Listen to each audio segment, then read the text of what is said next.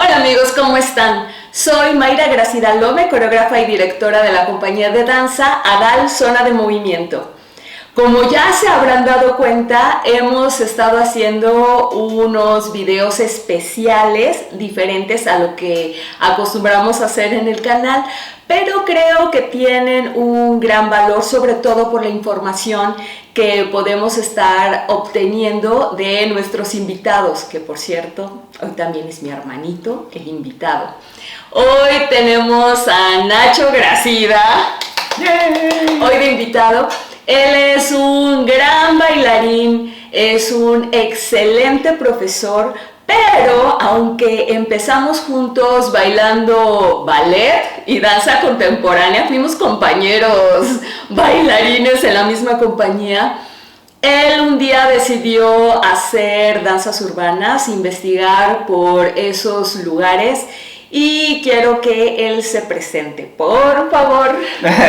Ok, pues muchísimas gracias, Mayita. Pues gracias por este espacio. No hay mucho que pueda yo añadir a la presentación que ya me hiciste. Como ya mencionó mi hermana, pues soy Nacho Gracida. Y he bailado desde el año 1997. Este año, en septiembre, cumpliré 27 años bailando. Y desde un principio mi inclinación fue más hacia los bailes urbanos, hacia los bailes comerciales, hacia todo el tema del show business. En algún momento de la historia pues llegamos a coincidir en ballet y contempo precisamente por esa necesidad de tener una cierta estructura a nivel corporal, una cierta estructura a nivel aprendizaje un poco más formal en danza y no dejarlo únicamente al empirismo 100%. Pero después de algunos años de haber estado metido en ese mundo, pues definitivamente no era lo mío. Me gustaba, pero no era lo mío. Y ya llevo aproximadamente por ahí desde el 2006, 100% dedicado a lo que es muy particularmente hip hop dance, que podría decir que es como mi especialidad, y muy en general a los bailes urbanos. ¡Súper! Hay algo que siempre he querido preguntarte, ¿qué es lo que particularmente has encontrado en el hip hop y en las danzas urbanas que ni siquiera el ballet o la danza contemporánea, que podría ser un movimiento mucho más libre, más terrenal, más acercado a la vida real, que sí encontraste allá y que no encontraste en esto que tantos años estuvimos estudiando?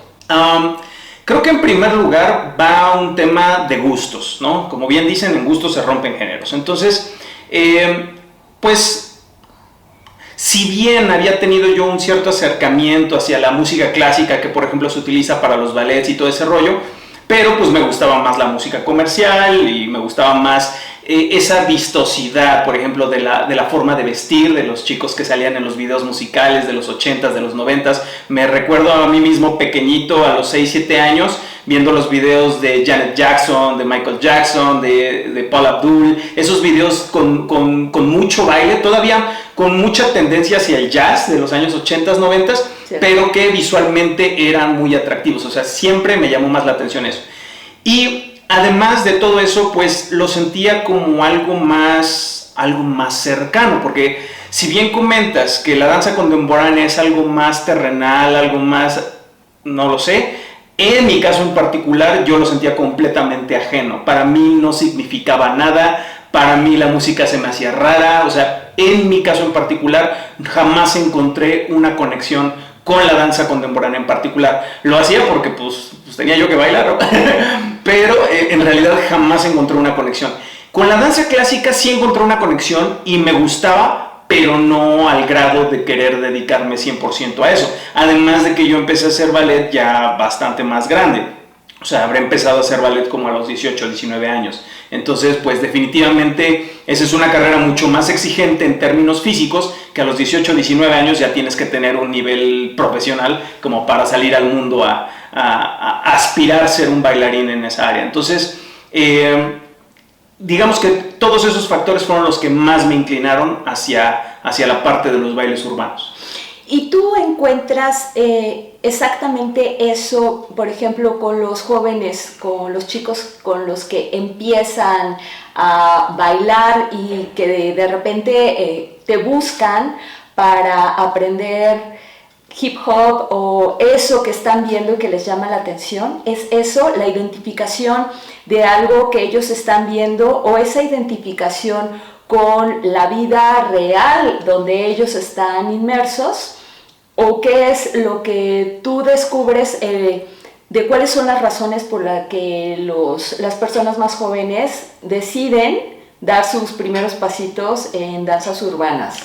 Yo creo que es un tema de moda, ¿ok? Es un tema de, por ejemplo, un quote que dije en algún punto fue de: el ballet fue la danza del siglo XIX, el contempo fue la danza del siglo XX y los bailes urbanos, el hip hop dance, son las danzas del siglo XXI. Las sociedades van cambiando a lo largo del tiempo y obviamente va a haber cosas con las que te sientas más identificado que otras, ¿no?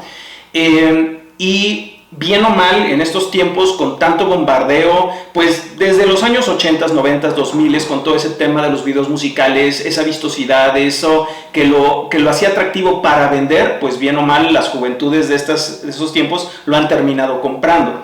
Y se empieza a volver una especie de aspiracionismo. Digo, hoy en día está muy mal empleada esa palabra, pero es 100% válida, ¿no? De aspirar a verte como la persona que está bailando en el video, como los bailarines que están atrás del artista. Y quieras o no, eso se ha convertido en el sueño de muchas personas. Es como de, bailan padrísimo. Por ejemplo, previo a las redes sociales, veías los videos musicales desde, eso está padrísimo, me gustaría bailar como tal o cual artista, que son los que escuchas en el momento, son los artistas a los que sigues. Y obviamente eso te va a ir inclinando a querer aprender esos bailes. Y hoy en día con redes sociales es otro boleto, porque ya no son solamente los artistas. Yo creo que hoy en día los artistas son los que menos carga tienen en ese sentido. Hoy en día son pues chavitos, influencers que ahí medio le hacen al baile, pero con una buena producción, cuidan mucho las formas y entonces el video se vuelve viral, todo el mundo lo ve, es un baile muy fácil, muy alcanzable y entonces todo el mundo lo quiere aprender, ¿me explico? Entonces yo creo que es más una cuestión generacional, creo que es una cuestión de moda, porque pues incluso en mi caso no es como que haya nacido y haya dicho, yo quiero bailar hip hop, simplemente fue algo con lo que me encontré a lo largo del camino y con lo que me sentí más identificado que con las danzas tradicionales. Oye, y por ejemplo, esta cuestión de las redes sociales, la semana pasada hablaba con Dul sobre cómo nos ha afectado a los que hacemos artes escénicas, todo con respecto a las redes sociales, acerca de cómo se va desvirtuando algo como la danza en pequeñas obritas o ni siquiera obras, como pequeñas danzas de 1 minuto donde muchas veces ni siquiera interesa si tienes una técnica o no, donde muchas veces es más como cuántos seguidores te puede llegar a dar un video. ¿Eso a ustedes les ha afectado en cuestión de danzas urbanas?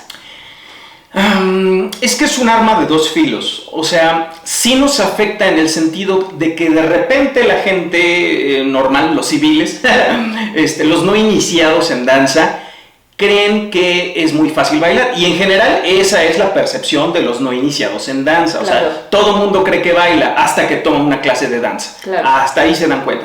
Y es que no es lo mismo bailar en la boda de la tía Cuquita, ahí tu sopa de caracol, no es lo mismo bailar eso a decir, ok, tengo que entrenar mi cuerpo para alcanzar ciertos rangos de movimiento, ciertas capacidades, ciertas habilidades para que el movimiento se vea en su máxima expresión. Porque no es lo mismo bailar en una fiesta cuando tienes a las personas a 1 metro, 2 metros de ti y donde ni siquiera su atención está puesta en ti, a pararse en un escenario o pararse frente a una cámara y bailar y explotar toda esa energía ante un público, a lo mejor en un teatro, no sé, hablamos uno pequeño de 700 personas, ¿no? Donde las personas más cercanas están a 10, 12, 15 metros y que tú necesitas impactarlos visualmente, es muchísimo más difícil.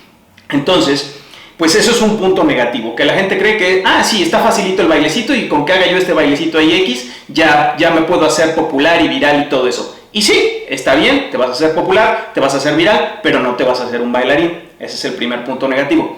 El segundo punto negativo, por ejemplo, es que algo que me ha pasado es que como los chicos de repente se acostumbran a bailar frente a una pantalla vertical donde tu rango de movimiento te da 10 centímetros de cada lado, pues todos los movimientos se acortan, todo es muy pequeñito y ni siquiera están acostumbrados a desplazarse. Cuando les pides trabajos across the floor, unas diagonales o algo por el estilo, les cuesta mucho trabajo imprimir esa energía para poderse mover, para poder expandir su energía y su movimiento.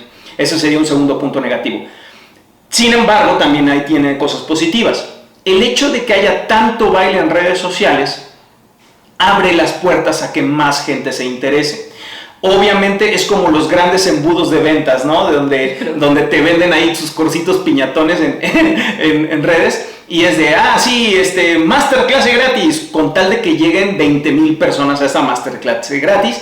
Y entonces ahí esas 20,000 personas que sabes que están interesadas en tu producto, entonces ya les dices, ok, les voy a dar esta masterclass con bla, bla, bla, y les empiezas a explicar y al final, pum, les dices, pero el curso, toma tu curso donde vienen todos los secretos. Y entonces de esos 20,000 a lo mejor logras que 2,000 personas entren y ya paguen, ¿me explico? Es como tu speech de ventas. Aquí pasa algo similar. Nosotros tenemos un universo de gente allá afuera que a lo mejor ni siquiera sabe si le gusta bailar, ni siquiera sabe qué es baile, ni por aquí, no sabe nada, no tiene ni la menor idea de este mundo. Y entonces, estas personas de repente ven un video en redes sociales y es como de, eso está padre, y le dan un like. X, puede que de ahí no pase, pero los algoritmos pues le van a empezar a empujar y de repente pueden encender ese interés en estas personas. Ese interés se puede quedar en las 18,000 personas que no quisieron, por ejemplo, tomar tu curso, pero va a haber otras 2,000 que van a decir, está cool, quiero aprender, y de ahí empiezas a seguir a una academia de baile, y de ahí empiezas a seguir a alguien que sí baila, digamos, en serio, y no nada más por likes y por views. Entonces, quieras o no, el hecho de que haya una apertura a través de redes sociales para todo este tipo de cosas es benéfico para la industria, pero los que estemos metidos en este rollo tenemos que ser muy serios y muy inteligentes. ¿Por qué? Porque si esas personas llegan a nuestros estudios y nuestras clases no están bien diseñadas o nuestras clases no tienen las características adecuadas para poder conducir a este alumno hacia un objetivo bien establecido, o si en lo humano no estamos listos para recibir personas y de repente pues, cometemos errores y todo ese rollo, estos alumnos lo único que va a pasar es que van a terminar decepcionados o van a decir, no sirvo para esto, esto es mucho más difícil de lo que yo creí, y van a terminar desertando. Entonces, cada alumno que se pierde en la clase de quien sea en la mía, en la de mi hermana, en la de fulanito, es una pérdida para todo el gremio, para todo el sector. Porque en realidad todo mundo puede bailar, siempre y cuando lleve un buen proceso formativo. Pero pues si de repente te salen con que la clase está piñatona y tú ahí medio le haces y al maestro no le importas porque él solo va a lucirse y hacer su coreografía, pues ya valimos quesillo, porque entonces el alumno va a decir, híjole, esto es muy difícil, no sirvo para esto, y va a desertar. Todo alumno que desierte de una clase, al final del día es algo que nos impacta como comunidad, porque nos va a impactar en ventas, nos va a impactar en nuestro bolsillo, en ingresos, y pues al final del día vamos a seguir igual que siempre, con una comunidad así chiquititita y casi rogándole a la gente porque siga yendo a nuestras clases. Estabas diciendo acerca de la gran pérdida que significa para una comunidad tan pequeña como es la comunidad de danza, que siempre me estoy quejando, igual que todo mundo en esta comunidad, acerca de esa falta de públicos o la falta de acercamiento que hay de las personas a la danza. Es algo que a mí me llama mucho la atención, considerando que la danza, el movimiento, es algo inherente al ser humano. Desde que nacimos como humanos, nacimos bailarines, nacimos músicos, intérpretes, pintores, desde las cuevas se hace esto. El ballet y la danza contemporánea nacieron como danzas escénicas, nacieron para ser vistas, para ser mostradas. Pero las otras danzas, las danzas de comunidad, esas vienen desde el corazón de un grupo de personas que buscan esa forma de expresión en la que todo el mundo cabe. Sé que las danzas urbanas tienen ese inicio. ¿Cómo has visto el desarrollo a partir de los años, desde que empieza como una danza comunitaria hasta que se va haciendo poco a poco una danza escénica? ¿Cómo has ido viendo ese cambio y cuáles han sido las razones, pero también cuál ha sido como los pasos que han venido siguiendo la danza para convertirse en lo que ahora mismo se ha convertido? Ok, vale. Primero, en términos de danzas urbanas, primero hay que entender que cada una de esas danzas, en este sentido estamos hablando de danzas urbanas americanas, o sea, originarias de los Estados Unidos, porque hay danzas urbanas de diferentes países. Incluso aquí en México podríamos tener una danza urbana como por ejemplo el Chuntaro Style, ¿no? Es una danza urbana y es mexicana, ¿no? O por ejemplo nos encontramos como el dancehall, que es de origen jamaiquino, y así hay diferentes danzas urbanas. En este caso nos referimos únicamente a las danzas urbanas originarias de Estados Unidos porque casi todas fueron desarrollándose dentro de un contexto histórico similar. Casi todas se desarrollaron después de los años 60 por múltiples movimientos sociales y protestas y etcétera, etcétera, ¿no? Ahorita no voy a profundizar mucho en eso, pero yéndonos un poquito más hacia lo particular y sobre todo a mi tema de expertise, llamémosle, que yo me dedico a hip hop dance en particular. Hay personas que creen que hip hop dance son todos los bailes urbanos y no. Hip hop dance es uno de muchos y tiene sus propias características, su propio vocabulario, etcétera, etcétera, algo que lo define específicamente. Ahora, como bien dices, el hip hop dance y casi todos estos bailes urbanos tienen un origen social, 100% social, es decir, se originaron en las fiestas. Los chavos iban, bailaban, sacaban sus pasitos cachetones y esos pasos cachetones de repente se hacían virales dentro de su comunidad. Y estamos hablando que, por ejemplo, el hip hop dance surge sobre todo en la ciudad de Nueva York y más específicamente en el distrito del Bronx. Y el distrito del Bronx es chiquitito, son 4 kilómetros cuadrados, 5 kilómetros cuadrados, algo así, ¿no? Entonces, dentro de ese distrito es donde pues los chavos de los diferentes barrios se conocían, iban a las fiestas aquí, a una fiesta allá, a una fiesta acá, y pues llegaba a haber chavos más populares que otros porque bailaban más padre. Y si uno de estos chavos hacía un paso que se veía súper cool y que todo el mundo lo quería hacer, pues de repente todo lo estaba imitando, ¿no? Todo el mundo lo estaba imitando. Y no es muy distinto a lo que pasa aquí en México, ¿no? O sea, de repente ponen el no rompas más. Y ahí está todo el mundo bailando los mismos pasos. Digo, ya pasaron 25 años, ya supérenlo. Anyway, sí. Entonces todos terminamos haciendo los mismos pasos, ¿no? Lo mismo ocurre en el caso del hip hop dance. Y poco a poco esto se va empezando a establecer como una especie, es un vocabulario, es el vocabulario muy en particular del hip hop dance. Ahora, entonces todo surge dentro del entorno social, pero en el entorno social no hay reglas, cada quien lo baila como quiere, lo baila poniendo su propio estilo, etcétera, etcétera, etcétera. Pero el hip hop dance y un poquito más grande, la cultura hip hop, que eso es otro tema, que para poder hablar del hip hop dance como baile tenemos que hablar de la cultura hip hop, claro. Otro tema muy profundo. El hip hop dance y la cultura hip hop ya habían tenido un impacto muy grande en la sociedad, empezando por la sociedad afrodescendiente, todos los afrodescendientes radicados en Estados Unidos, ¿no? Porque fue un movimiento cultural que les dio identidad, que les permitía protestar, pero de una forma pacífica.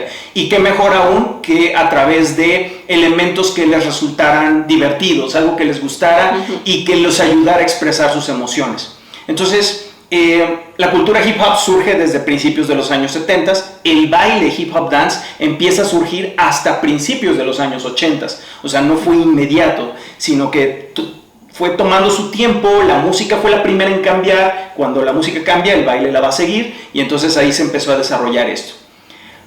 Al al simple hecho de que esto crezca, pues obviamente los medios del espectáculo, el medio del espectáculo empieza a ver que en esto hay potencial para poder crecer, empieza a haber más artistas de origen afrodescendiente que tienen las capacidades y las cualidades para hacer hitazos musicales.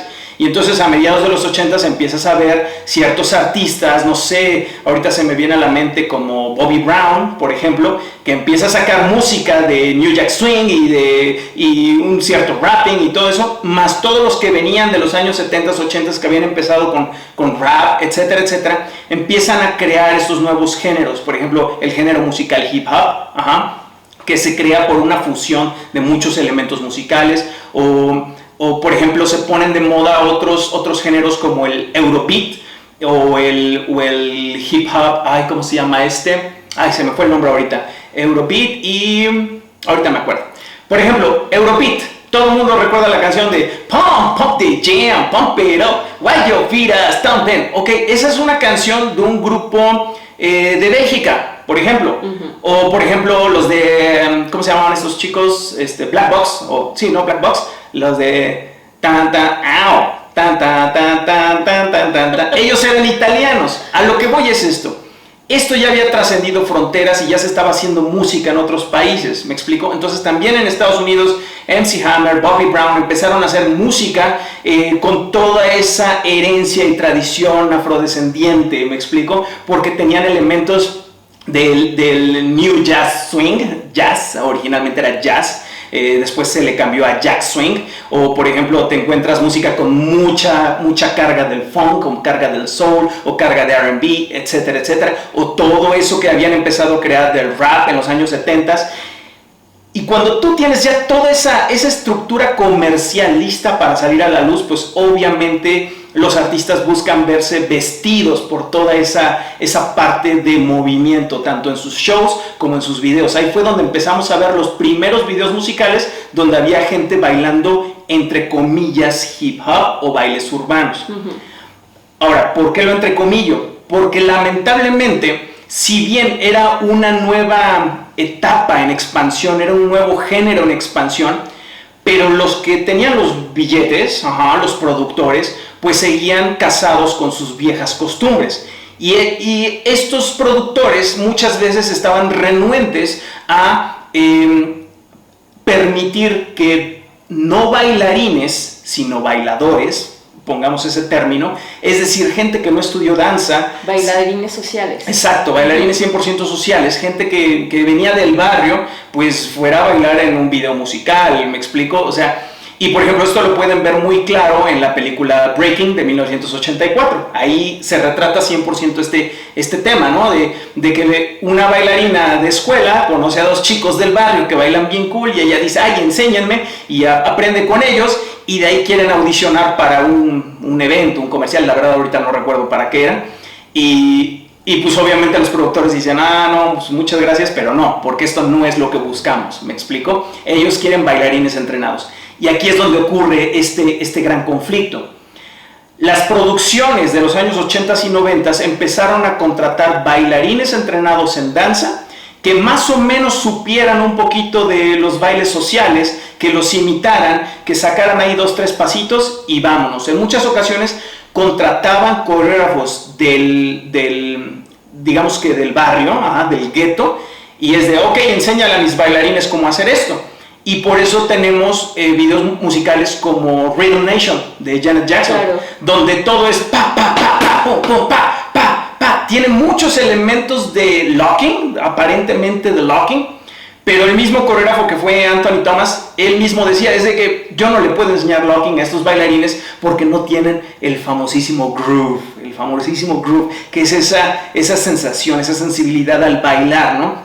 Entonces son bailarines de escuela donde están entrenados para mover su cuerpo de una determinada forma y les cuesta trabajo romper esas líneas para poderse adaptar. Claro. Y entonces se vio obligado a hacer movimientos muy cuadrados, pero que ya empezaban a tener esa tendencia hacia lo urbano, digamos. Ya no veías jazz al 100%, sino ya veías cosas un poquito más extrañas. Ok. Eso me llama muchísimo la atención. Por ejemplo, alguna vez por ti, intenté entrar a una clase, creo que de hip hop o algo por el estilo, con amigos invitados tuyos. Y claro, no di una. O sea, se supone que yo era una bailarina entrenada y que, por supuesto, no tenía la más remota idea de cómo moverme. Y a ellos los veía. Y recuerdo mucho a la maestra, que era una bailarina muy, muy potente, que ella estaba como fascinada porque yo hacía ballet y danza contemporánea. Entonces, esta contradicción de yo admirándola a ella y ella admirándome a mí por las cosas que estábamos haciendo. Pero lo que yo pienso es, ¿cómo enseñas tanto a un bailarín entrenado, que es lo que ahorita nos estás contando? ¿Cómo enseñas a un bailarín entrenado en técnica, que es lo que a ti te pasó, que estabas entrenado en ballet y en danza contemporánea, para moverte de una forma completamente diferente? Y si existe, porque también te estoy escuchando acerca de esta imitación de pasos que van de grupo en grupo o de persona en persona en estos eventos sociales, donde yo observo cómo baila este grupo y quiero formar parte de ese grupo. ¿Qué es lo que pasa con ese vocabulario que se está generando? Porque no sé si ustedes tienen, como en ballet tenemos a Nover, con prácticamente un diccionario de vocabulario y cómo se tiene que ir haciendo, o los vocabularios y los métodos que se han desarrollado dentro de las diferentes escuelas, ya sea de ballet o de danza moderna. Pienso a mi amada Doris Humphrey, o a la famosísima Martha Graham. ¿Qué es lo que pasa con las danzas urbanas? Sobre todo porque se están acercando o se han acercado durante varias décadas a la escena. ¿Cómo los entrenas? ¿Cómo desarrollas vocabulario? ¿Y qué es lo que pasa con ese bailarín entrenado que quiere empezar a bailar de forma diferente? Ok, es una pregunta hiper compleja, ¿ok?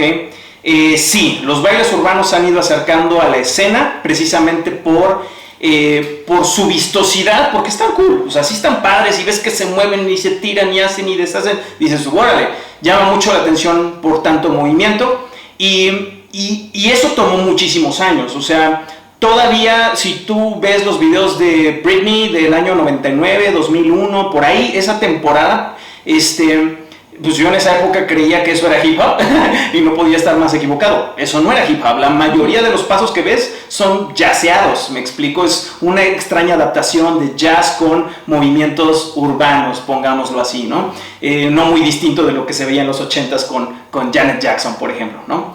Pero ya en últimas fechas, ya por ejemplo en estos últimos 20 años, por ejemplo, ya cada vez es más la tendencia de que bailarines que jamás en su vida tomaron una clase de ballet o de jazz o de algo de danza tradicional, ya están ahí en los videos musicales o bailando giras con artistas, etcétera, etcétera. Tengo buenos amigos, excelentísimos bailarines que nunca pasaron por un estudio de danza, por una clase de ballet, por ejemplo, ¿no? Ahora bien, ¿cómo trabajar a un bailarín ya entrenado para poder bailar estos géneros? Pues primero les cuento un poquito de mi experiencia personal.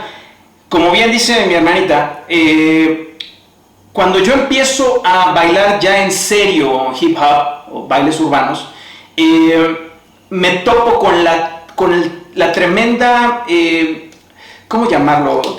Con el tremendo obstáculo, exactamente, de que a pesar de ser un bailarín entrenado, a pesar de ya cobrar por bailar, pues no me salía nada de las coreografías que me estaban enseñando, ¿no? Esos 3, 4, 5 años que dejé lo urbano por dedicarme al ballet, cambiaron por completo mi línea, la forma de moverme, me entrenaron de una forma distinta. Y cuando llego a tomar las clases de hip hop, pues me doy cuenta de que estaba yo completamente fuera de esa conexión, ¿va? Fue muy difícil. Pero lo más difícil no fue enfrentarme a ese obstáculo, sino enfrentarme al hecho de que no había quien te lo enseñara adecuadamente. Por muchos años, estos bailes, obviamente al tener un origen social, al no tener reglas claras o bien definidas, pues obviamente su transmisión es de generación en generación. En este caso no es de padres a hijos, es de maestro a alumno, eventualmente ese alumno se hace maestro y le enseña a otras personas, y etcétera, etcétera. Entonces, poco a poco se empieza a volver una especie de teléfono descompuesto porque no hay reglas claras. Lo que nos ha ayudado en los últimos 20 años ha sido plataformas como YouTube, donde de repente te encuentras que alguien subió un video de 1986 de gente bailando en la fiesta y dices, wow, eso está súper interesante porque puedes ver la versión original de un determinado paso, de un determinado move. Pero eso es arqueología. Es prácticamente arqueología. Y está padre, está muy interesante, ¿no? Todo lo que puedes ir descubriendo en eso. Aquí el problema es que al no haber reglas, al no haber todavía... Sí hay un vocabulario, pero no está perfectamente bien definido. Y la forma más fácil, entre comillas, de enseñar a otros es simplemente enseñarles una coreografía. No te enseño a bailar, te enseño un baile. Y la imitación. Exacto, 100% por imitación. Casi todo en danzas urbanas ha sido imitación y empirismo. Uno va experimentando y saca sus pasitos y los enseñas a otras personas y que salga como Dios quiera. Ha sido muy complicado. Entonces, siempre se los he comentado a mis alumnos, técnicamente como tal, a mí nadie me enseñó de, ok, el hip hop es esto, y se aprende así, y se empieza por esto, y bla, nadie me lo enseñó. He tenido muchos maestros muy buenos a lo largo del tiempo, pero con cada uno de ellos he ido aprendiendo ciertas cosas. Con el 95% de ellos fueron coreografías.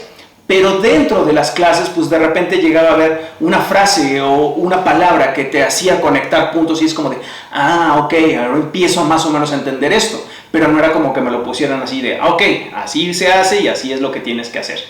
Ok, perfecto, muchas gracias. No es una enseñanza academizada, pongámoslo así, sino también para uno como alumno es empírico.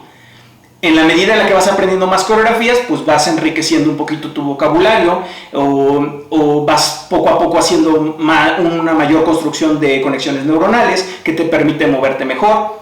Pero el problema con esto es que esto limita las posibilidades de éxito únicamente a aquellos que tienen un cierto talento natural. Si tú no tienes un talento natural y no te enseñan y no te dicen para dónde jalar, sino nada más te dicen pasos y pasos y pasos, y pues tú como puedes ahí vas dando tumbos, te puede tomar muchísimo tiempo y la mayoría de las veces en ese largo periodo de tiempo pues vas a terminar desertando. Es muy complicado. Ahora, para darle cierre a tu pregunta, sí, ¿cómo entrenar a una persona? Sea un bailarín entrenado o un bailarín no entrenado. La cuestión es que algo que he venido puntualizando en mis clases y en algunos videos que he subido es que la danza es un lenguaje corporal, un lenguaje no verbal en el cual nosotros expresamos nuestras emociones, nuestros sentimientos a través de movimiento, ¿no? Y eso está padre porque nosotros podemos tener una conversación con cualquier persona del mundo aunque no nos entendamos ni papa, ¿me explico? Y nos vamos a atacar de risa con el japonés, con el chinito, con quien sea, aunque no nos entendamos, pero estamos compartiendo información, ¿no? Cuando andamos de turistas o algo así. Lo mismo cuando bailamos, podemos tener una conversación con alguien que no haga nuestra misma danza. Teniendo esto en cuenta, dentro de estos lenguajes de danza vamos a encontrarnos con idiomas distintos, así lo llamo yo, idiomas distintos, donde por ejemplo el contempo es un idioma en particular, el ballet es un idioma en particular, el hip hop es un idioma en particular, la danza folclórica es un idioma en particular, etcétera, etcétera, etcétera. Y todas esas danzas, sin importar que su origen sea social o escénico o lo que sea, cada una de esas danzas tiene una estructura distinta, tiene un vocabulario distinto y tiene incluso un alfabeto distinto. No es el mismo alfabeto para aprender ruso que para aprender inglés. Claro. Incluso nosotros que utilizamos casi el mismo alfabeto que en inglés, tiene diferencias. Por 2, 3 letras, por ahí así, hay pequeñas diferencias. Entonces, incluso teniendo los mismos alfabetos, hay letras que no van a sonar igual, ya en términos fonéticos. Entonces, en cuestión baile, no podemos quedarnos únicamente con aprender una coreografía, porque eso equivaldría a aprendernos un discurso sin hablar el idioma. Es como si alguien me diera ahorita una hoja con algo escrito en alemán y me dijeran, se pronuncia así, así, así, así. Ok, me lo aprendo de memoria, podré tener una fonética y vocalización increíble y hacerlo sonar casi, casi como nativo, pero eso no quiere decir que hable yo alemán o que ya sepa hablar alemán. Claro. Solo me aprendí un discurso y lo repetí. Algo similar pasa cuando solo te aprendes una coreografía. No estás sabiendo bailar hip hop, solo te aprendiste una coreografía de hip hop. Y está chido y si te sale padrísimo, felicidades, pero eso no quiere decir que sepas hablar el lenguaje. Entonces, es necesario poder adaptar y convertir toda esta información para poderla nosotros desglosar y brindarla a las próximas generaciones de forma que puedan aprender como se aprende cualquier lenguaje. Cuando empezamos a ir a primaria y que te decían, esta es la letra A, y te decían, se escribe así, y al principio tus planas ahí todas chuecas y tus A's ahí todas gordas, pero vas desarrollando habilidad a través de planas y planas y planas y planas de hacer la A, la E, la I, la O, la U. ¿Ok? Claro. Entonces haces tus planas y desarrollas la habilidad psicomotriz para poder mover tu manita y que se vea tal cual. Lo mismo pasa en la danza, solo que a gran escala. O sea, aquí no es coordinación fina, aquí es coordinación gruesa. Y entonces es de, ok, tengo que aprender a hacer ciertos movimientos para después aprender otros movimientos, después juntarlos con estos y ya te aprendiste tus vocales, tus consonantes y empiezas por palabras base. Mamá, papá, casa. Y después ya puedes hacer pequeñas frasecitas. Mi mamá me ama. Exactamente. No te vas a aventar tus 100 años de soledad cuando ni siquiera te sabes las vocales. Claro. Oye, y por ejemplo, a mí me llama mucho la atención, siendo tú uno de esos afortunados que pudiste estudiar en Estados Unidos con los maestros que enseñaban, o sea, con gente que estaba en la fuente de donde partía el movimiento, donde parte esta tradición y donde se puede dar de forma como más pura el conocimiento, la transmisión de conocimiento. ¿Qué es lo que pasa con la gente que no ha tenido esa suerte? ¿Cómo se acerca a aprender de una forma lo más puro, por decirlo? O esta, es que ni siquiera es la forma más adecuada, porque finalmente la danza es danza y es muy interesante ver cómo cada persona puede ir adaptando este lenguaje y lo convierte en su propio dialecto o en su propia forma de expresión y de comunicación. Pero ¿qué es lo que ha pasado con la gente que de verdad quiere aprender de la forma más, como más cercana al original? Ok. Pues primero que nada, híjole, el hip hop en su origen solo se pudo haber aprendido viviendo en Nueva York en los años 80. Claro. Punto. Porque incluso en la época en la que llegué yo a Los Ángeles, no estaba yo inmerso dentro de la cuestión cultural. A pesar de que los maestros bailaban, algunos maestros sí venían de ciertas ciudades donde aprendieron en los clubs y eso lo llevaron, pero ellos también lo aprendieron de manera empírica, entonces tampoco tenían como mucha idea de lo que estaban haciendo, ¿me explico? Okay. Incluso los originadores de estos bailes, cuando tenían 17 años en el 84, tampoco sabían qué era lo que estaba haciendo. Entonces, todavía está muy en pañales. Incluso hace 20 años en Los Ángeles no se aprendía hip hop, no se aprendía. Mi clase decía hip hop, yo creía que eso era hip hop, pero no lo era. Esto ha sido un proceso mucho más profundo de investigación, 100% a título personal, ¿ok?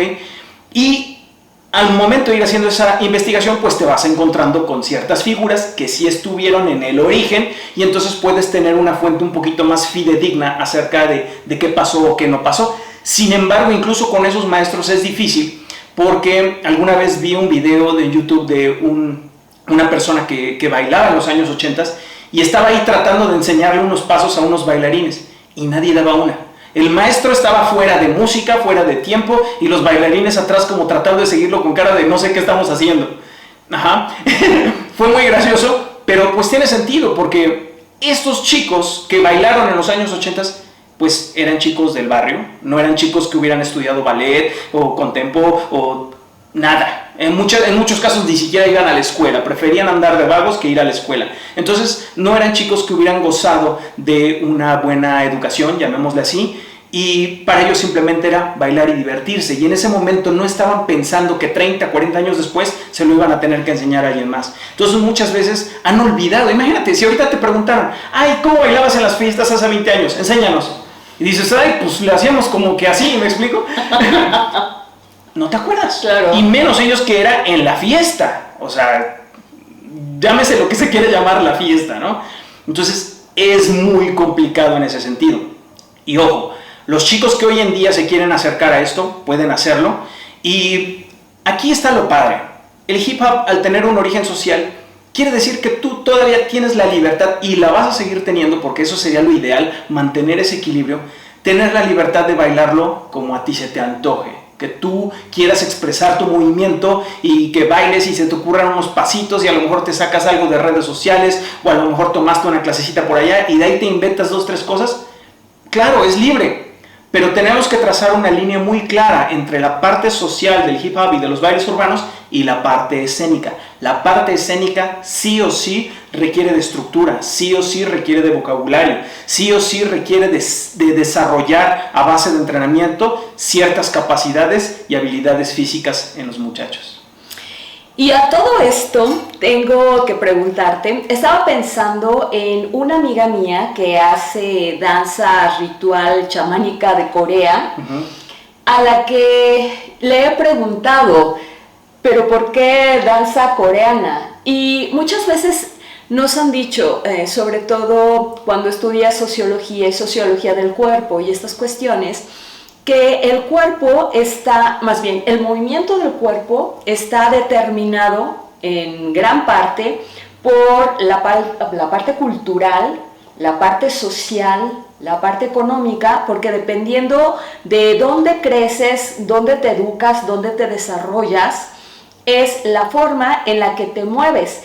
Cada grupo social, cada grupo de personas tiene estos códigos específicos de movimiento. No se mueve igual un muchacho de un barrio bajo a una jovencita de clase alta. Ni gesticulan, ni hablan, ni se paran de una forma parecida, aunque vivan en la misma ciudad. Correcto. Muchas veces se dice que, por ejemplo, en el caso de mi amiga, que si quieres bailar como coreana, tienes que haber nacido coreana. Recuerdo mucho todo lo que decía, no sé, por ejemplo, Isadora Duncan o Ana Pavlova acerca de las diferentes danzas del mundo y de cómo ellas podían admirar cómo bailaban ciertas personas de ciertas partes del mundo, teniendo muy en cuenta que ellas nunca iban a poder bailar como esas personas porque no habían nacido ahí. ¿Qué es lo que ocurre en este caso? Lo que nos dices, un chico del barrio bajo, del Bronx, que está aprendiendo a bailar desde la fiesta, para la fiesta, ¿cómo trasladas eso 30, 40, 50 años en un contexto completamente diferente? Es un mundo completamente diferente, pero estás generando desde ahí, desde esa fiesta, una tradición que quieres compartir con jóvenes que tienen otras condiciones de vida, de mundo y demás, pero que tienen esa curiosidad y esa necesidad de movimiento.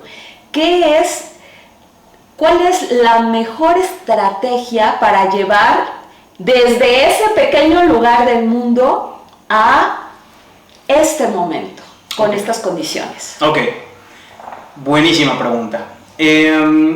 Algo que hago yo en lo particular y que no lo he hecho siempre, sino que como parte de mi proceso también de aprendizaje como maestro y todo este proceso de investigación, etcétera, etcétera, me llevó a tratar de encontrar cada vez mejores estrategias para lograr mejores resultados con mis alumnos.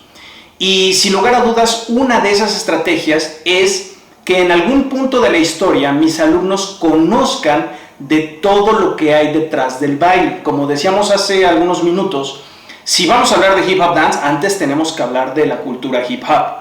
Pero también, incluso si vamos a hablar de la cultura hip hop, tenemos que hablar de todos sus antecedentes históricos. Prácticamente toda la historia afrodescendiente en Estados Unidos, ¿no? Desde el siglo XVII, con toda la explotación del continente africano, el inicio de la época de la esclavitud, todo eso se tiene que hacer un cierto recorrido, porque cuando empiezas a escuchar ciertas cosas dices, claro, de ahí viene esto, claro, de ahí viene aquello, es parte de su herencia, ¿ok? Entonces, esta es una danza cultural, es una danza social, sí. Cuando nosotros digamos que lo sacamos de ese entorno, pues sí, se podría decir que hay un cierto rasgo de apropiación cultural, que sí, definitivamente no está padre en ciertos contextos. Pero en el caso del hip hop en particular, tiene algo muy bueno en sí. La cultura hip hop fue creada por estos mismos chicos que no tenían educación, no tenían gran cosa en la vida, y crearon una cultura basada en valores, y valores muy padres, valores muy padres. Y entonces esto terminó trascendiendo las fronteras, primero las fronteras del Bronx, las fronteras de la ciudad de Nueva York, las fronteras de Estados Unidos, y incluso en el 2013, en un artículo del National Geographic, decía que no había un solo país en el mundo que no tuviera ya un movimiento hip hop. Entonces trascendió a todos los rincones del planeta. Entonces ya no podemos hablar de apropiación cultural, sino que fue un regalo, entre comillas,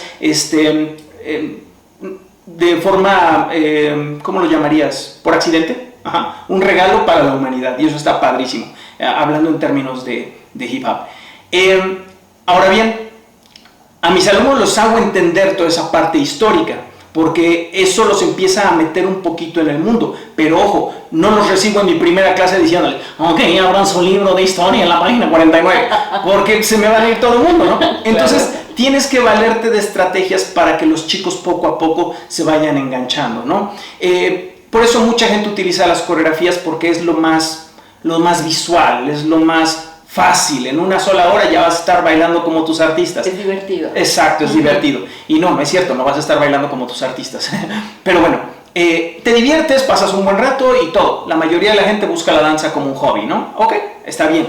Si lo utilizas como estrategia, está bien. Si lo utilizas eso como tu único método de enseñanza, ahí vamos a tener un problema, y entonces sí podríamos hablar de apropiación cultural.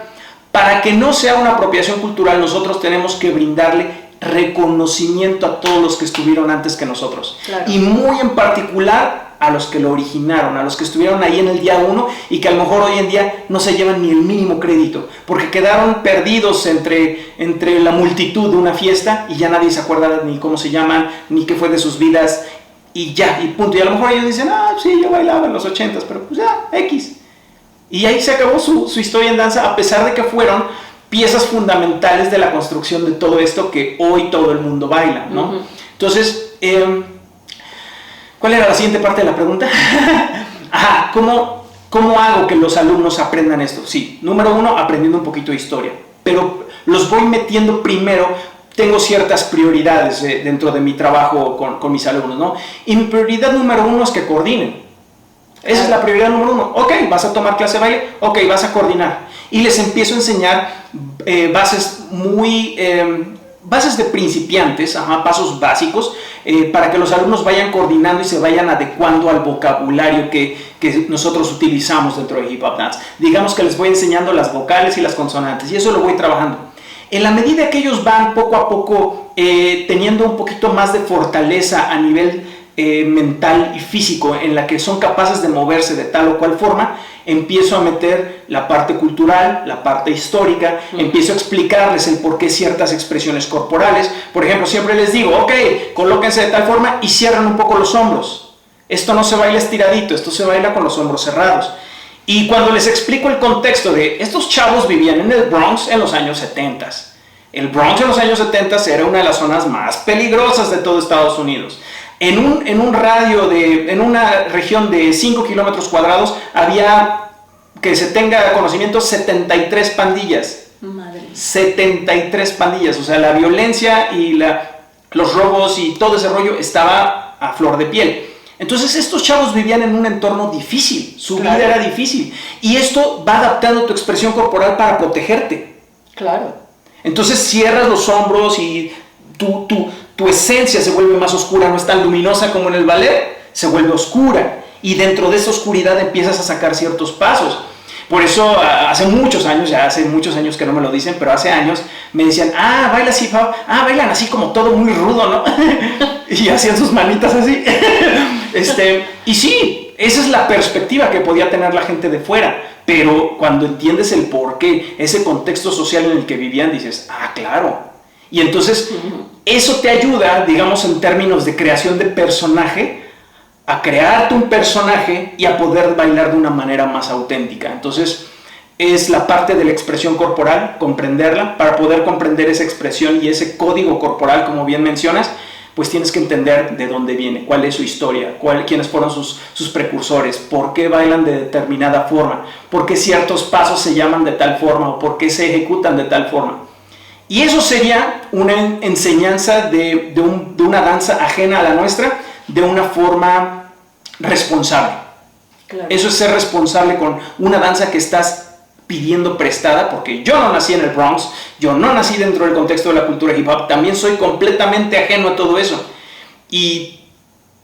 Pero tuve el interés de aprender, de investigar, de saber y de pagar un cierto respeto y un cierto homenaje para todos los que estuvieron antes. Todos esos que crearon pasos que a lo mejor quedaron en el olvido como bailarines, pero su legado sigue vivo, porque sigue habiendo hoy, 40 años después, una persona que le sigue enseñando a otra persona en un país completamente ajeno de, mira, este paso se llama tal y se bailaba tal en esta época y hay estas versiones y etcétera, etcétera.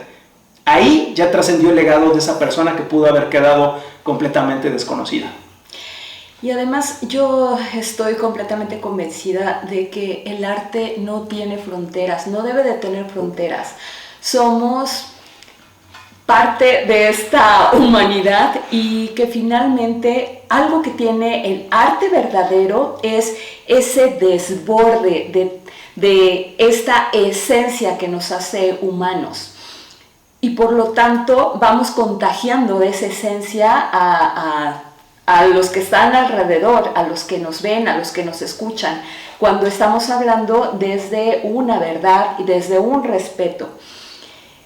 Para terminar, quiero saber a ti qué es lo que te ha dejado el dedicarte al hip hop en específico, a las danzas urbanas en general, y qué es lo más importante que has aprendido de esta cultura.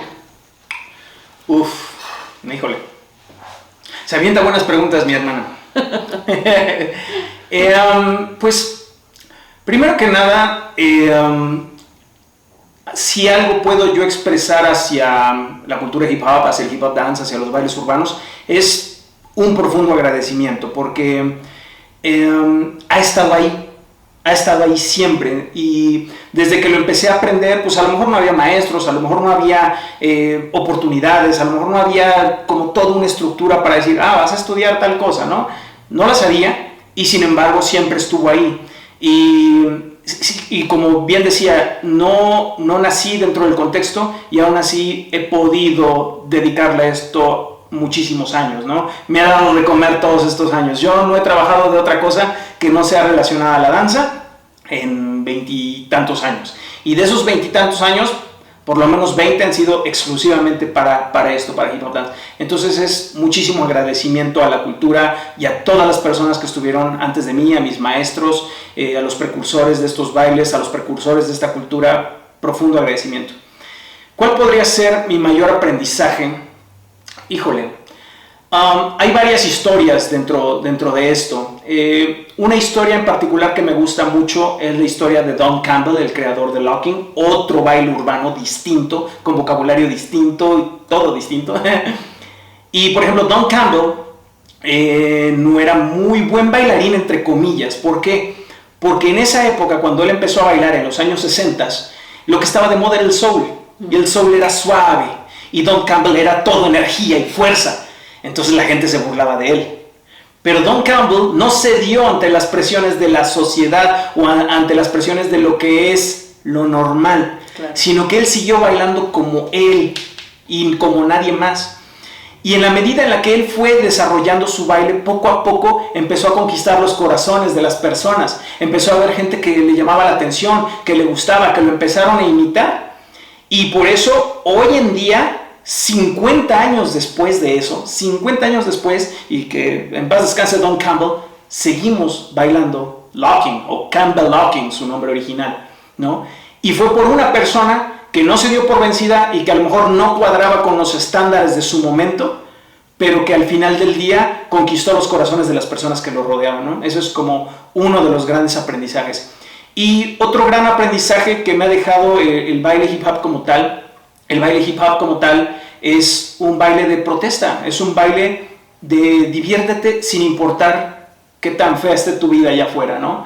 A lo mejor allá afuera pues vivías pobreza, vivías falta de oportunidades, falta de empleo, familias desunidas, no lo sé, pero te ibas todas las noches a la fiesta y ahí te divertías y te olvidabas del mundo, ¿no? Entonces, estos bailes también te brindan esa capacidad de ser tú mismo, y por eso soy un firme creyente de que debe de existir ese equilibrio entre lo social, mantener la esencia social de este baile, y sí, darle una estructura y un vocabulario técnico bien definido para poderlo llevar a la escena, pero que no pierda esta parte, porque esta es la magia del hip hop dance. La magia está en lo social, y dentro de eso social, pues sí, todos se van a ver idénticos en brazos, alturas y todo, pero cada uno va a tener su esencia particular, cada uno va a seguir representando quién es en esta vida. Excelente. Y eso me recuerda muchísimo lo que estuvimos comentando la semana pasada acerca de liberar nuestra voz, liberar nuestras alas, atrevernos a ser nosotros mismos, a no avergonzarnos por nuestra propia voz, encontrar en nosotros esa forma valiosa de bailar, de cantar, de dibujar, de escribir y regalársela al mundo. Somos seres maravillosos y tenemos a un ave dentro de nosotros que quiere volar. La risa es una forma de resistencia según David Le Breton, y eso lo tengo muy claro hoy. Tenemos que divertirnos también, jugar con lo que hacemos, no tomarnos todo tan en serio y hacer las cosas tan en serio como juegan los niños. Te agradezco muchísimo, ha sido maravilloso estar aquí, y a ustedes también les agradezco muchísimo su atención. Recuerden las redes sociales, soy Mayra Gracida Lome, coreógrafa en Facebook, estoy en Instagram como Mayra Gracida Lome. Acá abajo les dejo las redes sociales de Adal Zona de Movimiento y tus redes sociales y lo que haces, por favor. A mí me pueden seguir como @NachoGracida en Instagram, que es la red social que más atiendo, bueno, la única. Y también igualito @NachoGracida en TikTok si quieren ver tutoriales cortos de hip hop dance. ¿Y YouTube? En YouTube también estoy, igual como @NachoGracida, ahí pueden ver muchísimos tutoriales de coreografías, de pasos, algunas pláticas también, y sí, vayan por allá. Muchas gracias, y nosotros tenemos una cita muy pronto. Hasta la próxima.